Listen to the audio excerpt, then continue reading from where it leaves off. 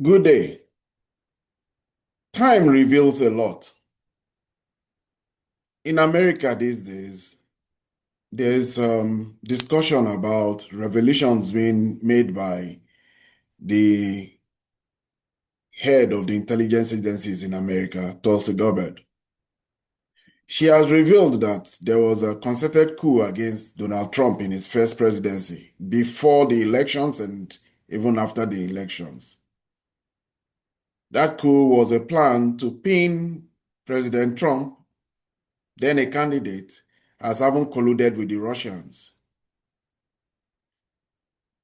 That collusion with the Russians was what was used to undermine his government, and over time, it was proven to be false. But now documents are coming out that shows that there was a clear collusion between the head of the CIA, the head of the FBI, and the head of the NSA in America. In fact, they all colluded with the president then, President Obama. And Tulsi Gabbard calls it a coup against the presidency of Donald Trump. Time has also revealed something very serious that impacted the whole world. It has been revealed recently that the COVID-19 virus that upended the world, put the almost half of the whole world in lockdown, and led to the death eventually of over 10 million people, of which 1 million was in the United States of America, was grown in a lab and was a project between the University of North Carolina and the Wuhan Institute of Virology in Wuhan, China. That program was funded by Americans, and it is thought that the virus escaped from the Wuhan lab, but that it's certain that that virus was, how will I say it, invented in America. These revelations, especially put forward by the research of no less a person than Jeffrey Sachs, has really made one to wonder so much about what we see in the world and how the world comes into being and how reality happens, how history happens, and all the underhand things, the unknown and the unseen, that create history. A lot of people were destroyed. Families were destroyed by COVID-19. The world changed because of the pandemic. Some people profited like Netflix. Some people lost a lot. One of the big profiteers of that pandemic was Zoom, but quite a lot of industries also lost. Restaurants were shut. There was a whole great rise in mental health. People lost their homes. People lost family members, dads, parents. It was a sad time for the world. And now we are also hearing of all the machinations that are going on to undermine the relationship between the Russians and the Americans, as President Trump has sought rapprochement with the Russians.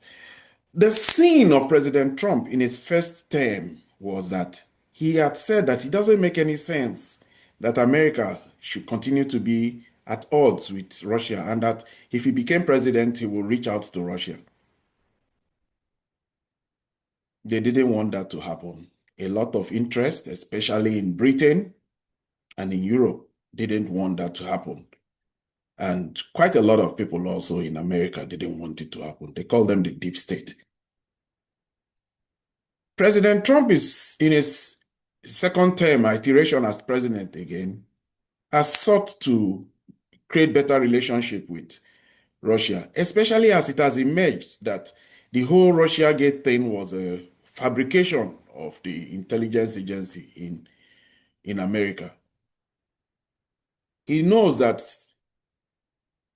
he was a victim just as much as the Russians were a victim, because don't forget, Obama went ahead, accused the Russians, seized diplomatic properties, threw out the Russians, and placed serious sanctions on Russia on the face of those allegations.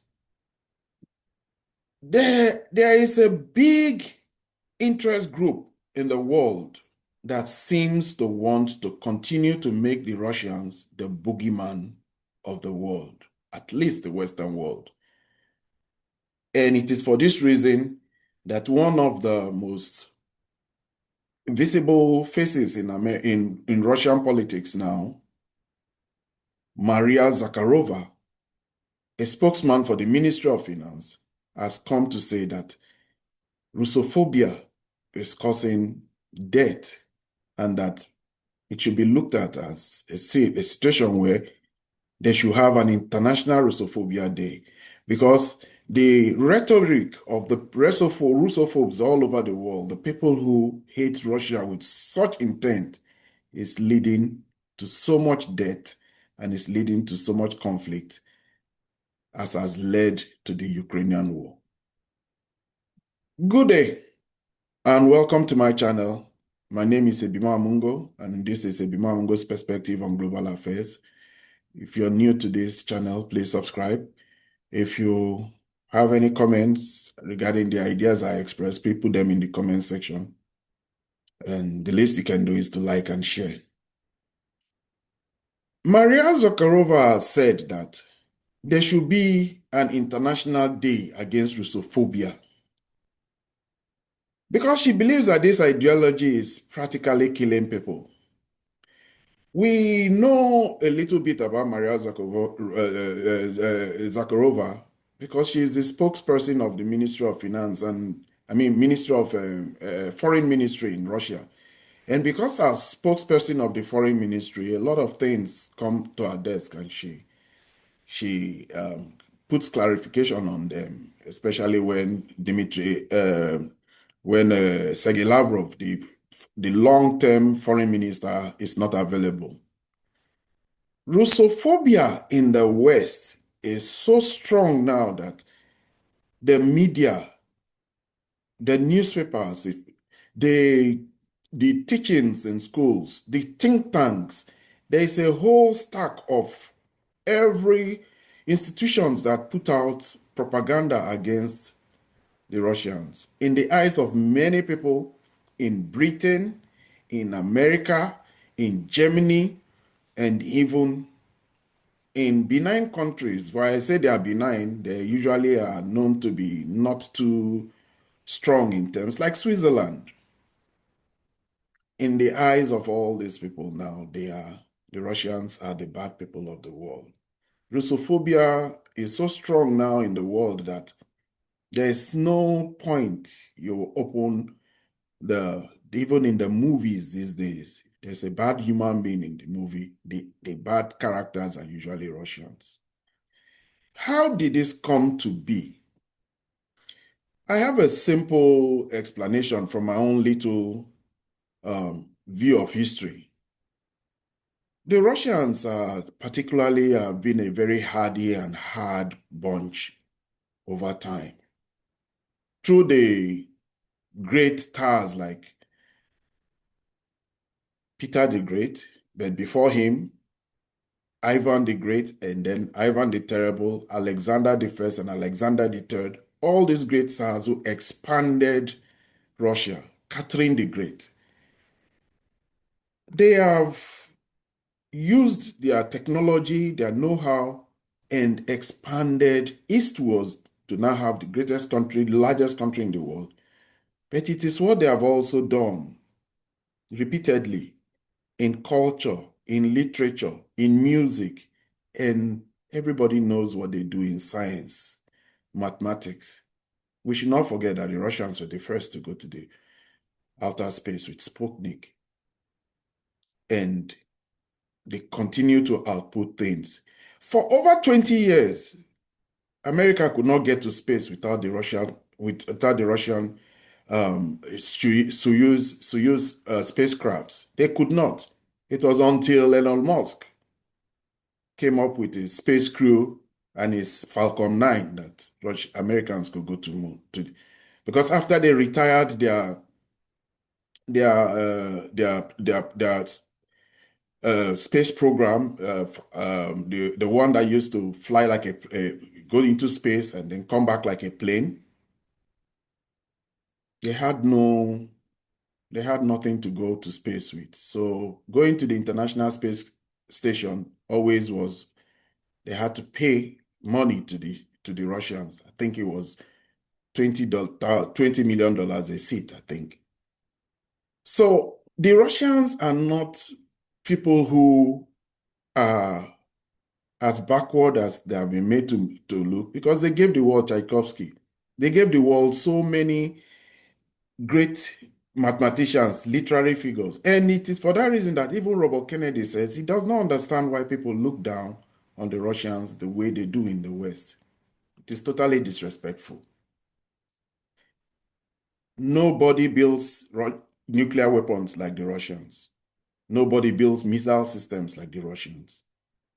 And even when it comes to even electronics, cybersecurity, they're always complaining that the Russians are very good at hacking. We know of the company Kapinski. It is for this reason that you wonder why Russophobia is so strong. Why do they have this thing? Because even right from time, even under the British, under the British Empire, the times of the British Empire, there was conflict in Crimea. There was conflict in the Red Sea. The British would undermine the Russians. The Japanese would undermine the Russians. Everybody was always finding a way to undermine the Russians. But there's no place where undermining the Russians is such a big industry as it is in America. My simple conjecture might just be that one, recent history of Russia is that they were communists under the Soviets. Well, in the West, capitalism is the way of the world. Private enterprise, liberal democracy, and as such, communism that took private property from everybody and made it collective property of everybody may have just been something that was very strong and repugnant to the people of the West because it's a very capitalist state. We know of the British being very capitalist to this day. We know of the Americans founded on capitalism. So, but that does not explain it because even the hatred of the Russians goes beyond that. It goes to as far as even the earlier 19th century and the late 20th century. So I would want to think that maybe because they were different, maybe because they are from the Far East, maybe because in the eyes of a lot of philosophers like Kant, it is the people of the West who were the more enlightened and um, the people who were much more, there was a racial element, let me just put it that way. But beyond that also, we should know that the Russians at one point in time have fought various wars with their neighbors. They defeated them, defeated the Poles, defeated the Lithuanians, had the Finns under their heels, so they've had long history of controlling and having problems with the Swedes. The people of all of Eastern Europe have had conflicts with the Russians. The Russians also took a large amount of territory from the Ottoman Turks. History. But if anything, you should also remember that the Russians had a pogrom where they chased away a lot of Jews. And when they defeated Nazi Germany, they defeated Napoleon in the 19th century, and then Nazi Germany in the 20th century. There should be resentment against them, at least for the people who were defeated. But that does not explain it. It may just be that because most of these Germans moved into the West, moved particularly to America and became part of the programs and all the policy programs against the Soviet Union, they may have just cultivated that. So Russophobia is very strong, and this call against Russophobia is the one that is beginning to worry. President Trump is finding a way to make peace with the Russians, but the deep state is unrelenting. The Europeans are having what we see when you call separation anxiety. They are having a serious fear that America may leave NATO, America may leave Europe, and America may leave them to themselves and their devices, and they will fall back to their old ways of perennial and continuous quarrel amongst each other. The French, for all of 1,000 years, were always on the case of the British, and the Germans always had their issues with their neighbors in Austria and Hungary and Poland and all the likes. It has just been 80 years of the American presence in Europe that has caused peace. And it is this separation anxiety that has made one Russian general to think that there may be a plan by the British to create a false flag because they don't want the Americans to leave. They feel that it will be the British who will do this because the British are the ones who are the best. Nobody comes close in subterfuge, in duplicity, in espionage, in all those underhand things that they use in getting advantage on the war front. They are the ones who will call you for a conference and arrest everybody that came for the conference. They have it all over time, all over history. They have no scruples about winning by every means necessary. Nikola Petrochev, a long-time national security official and a senior Kremlin advisor, has accused London of being prepared to stage so-called false flag incident in order to derail efforts by President Trump to make peace with the Russians. In fact, particularly, he says that what they are doing is that they are buying old Soviet missiles and they are ready to use these old Soviet missiles on American ships or maritime assets. And these Soviet missiles will now have the mark of being made in Russia. He has stated it clearly. We have seen the hand of Britain in the operations in Operation Spiderweb. They were accused by the Russians. It came out clearly they weren't hiding it. And they were also said to have ongoing hand in all the problems going on in the Caucasus now with Azerbaijan. But why are they having these intense moments of separation anxiety that Trump says it is best that you make peace with your neighbor than creating conflict? Where we want to have conflict is in China, it's not in Europe. We should not forget that for two times, America has had to weigh in, put a hand on the scale, and change the course of history when they took the sides of Britain. Britain is always the one who always goes to call America. They took the side of the British and they helped defeat the Germans in World War I and in World War II.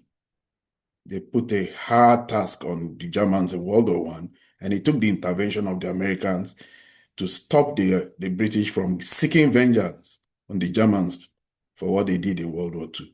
But ironically now, the Germans are the ones leading the charge against the Russians. I would want to think that maybe they have some old animosity because of the fact that the Russians not only defeated them, they defeated Germany, although they lost 7 million people, but they did defeat them in the long run. They also occupied the eastern part of Germany, including Berlin, for well over 70 years. It was until the fall of the Soviet Union, the fall of the Berlin Wall, that Berlin became free. The people who took over Germany, Angela Merkel and Schroeder, they all chose to find peaceful relationship with the Russians.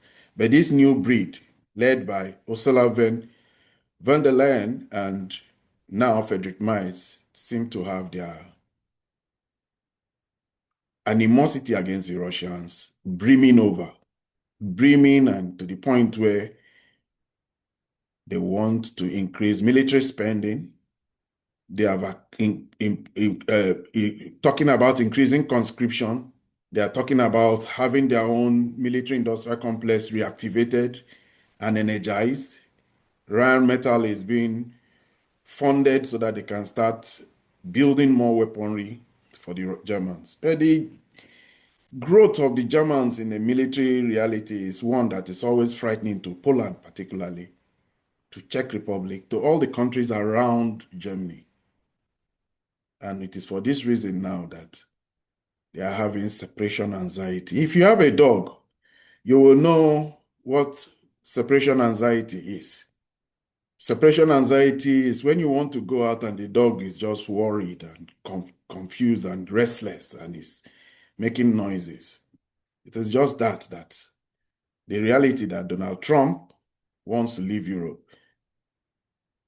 And if it was only Donald Trump, it would have been a good matter. They would have said somehow they will find way to impeach him or do something to get him out of the presidency.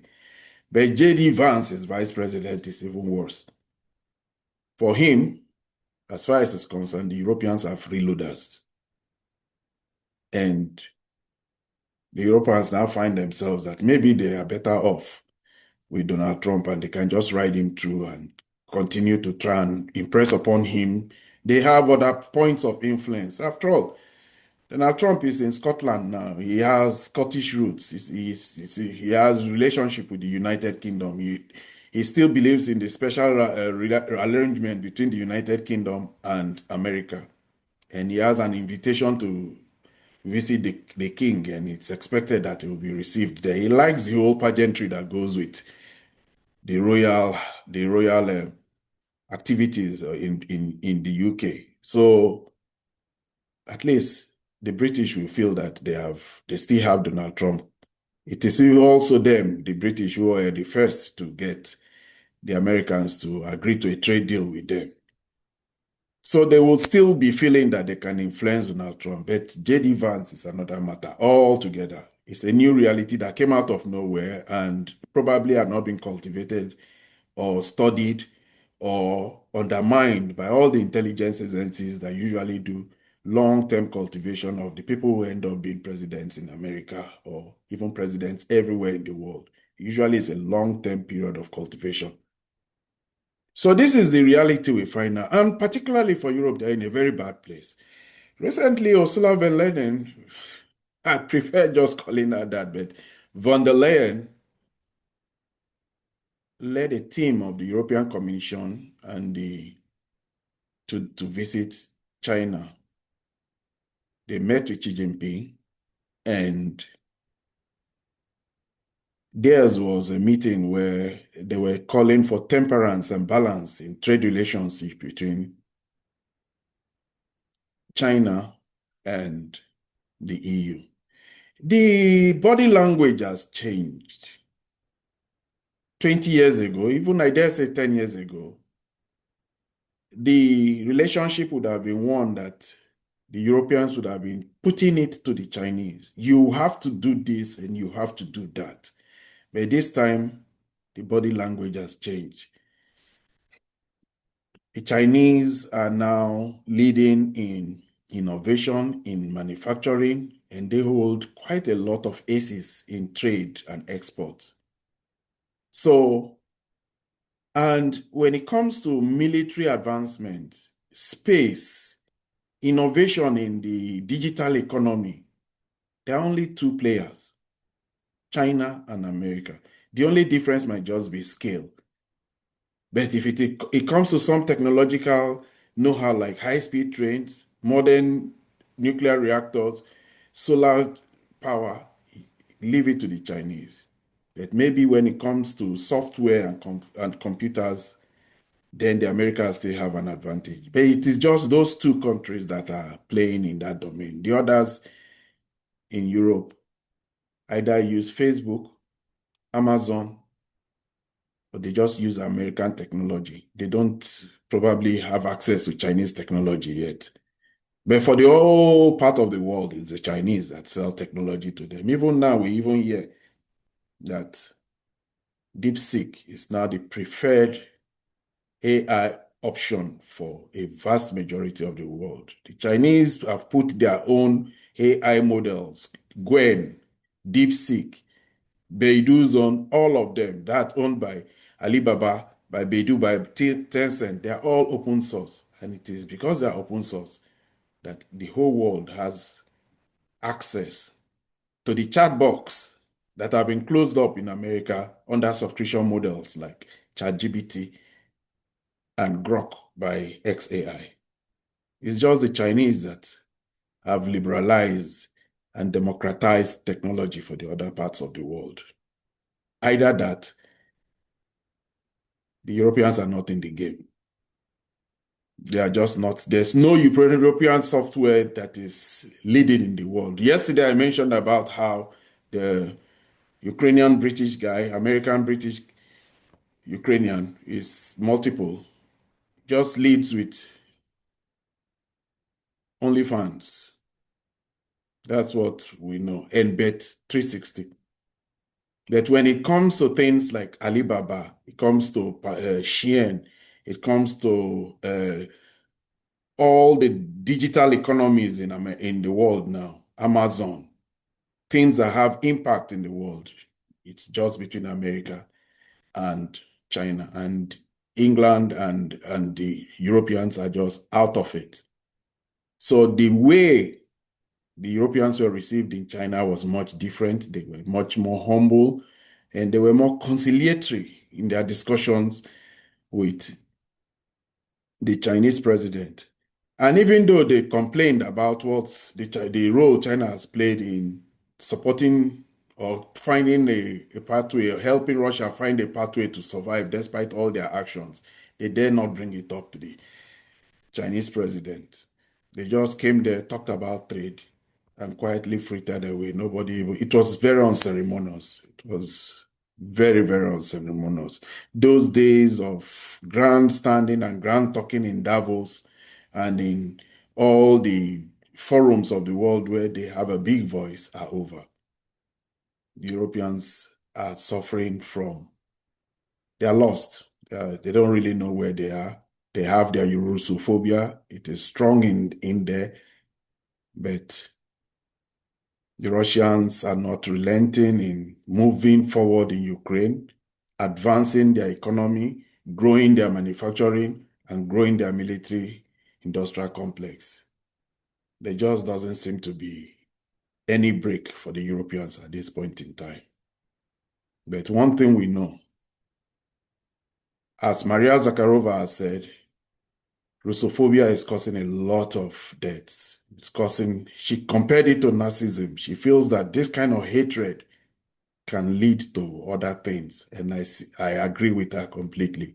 It is just not normal when the only thing that has occupied the European Union from in all its affairs for the past 3 years, in a very consumed the whole European Union, has been the UK, Russia, and Russia sanctions.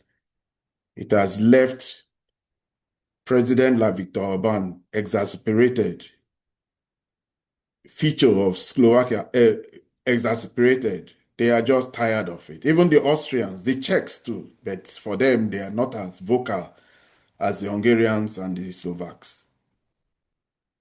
The only thing and the only agenda of the European Union has just been the destruction of Russia. Let's see how history will shape up and what history will show us when time unveils itself. This is where I end my video for today. If you are new to this channel, please subscribe. If you have any comments, please leave them in the comment section. Like and share. Until I see you in my next video. Goodbye.